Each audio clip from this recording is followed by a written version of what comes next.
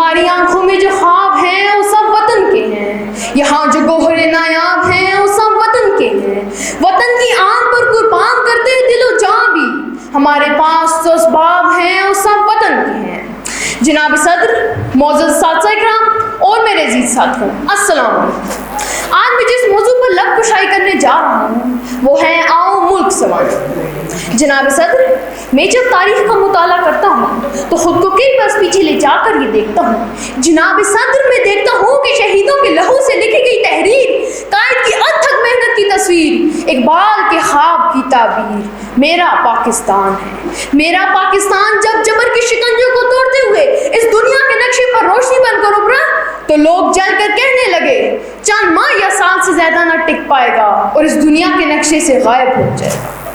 دل سے نہ نکلے گی مر کر بھی وطن کی الفت، دل سے نہ نکلے گی مر کر بھی وطن کی الفت، میری مٹی سے خوشبوئے وفا آئے۔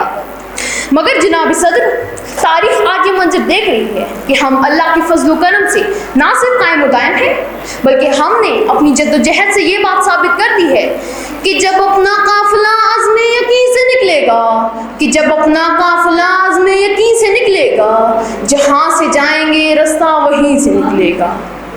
جناب صدر، یہ ملک پاکستان جو اتنی قربانیوں سے پایا گیا ہے، اسے سنبھالنے کی ہر ذمہ داری ہمارے کاندھوں پر ہے۔ جی ہاں سامعین، اس ملک کو سنبھالنا ہے، اس ملک کو بچانا ہے اور اس ملک کے لیے لازم ہے کہ جب میں بچوں کو کوڑے کے ڈھیر پر دیکھوں تو اب دستار عیدی بن کھڑا ہوں اور بتاؤں کہ میں ہوں وہ شہری جو پاکستان بچائے گا، جو یہ ملک سنوارے گا۔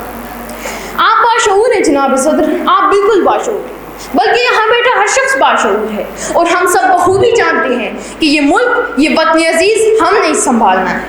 تو آئے سامعین، یہ عہد کرتے ہیں کہ اس ملک کو سنبھالنے میں جرأت اور بہادری میں سلطان ٹیپو بنیں گے، خالد بن ولید کی تلوار بنیں گے، عمر فاروق کی للکار بنیں گے اور اس ملک کو سنواریں گے انشاءاللہ۔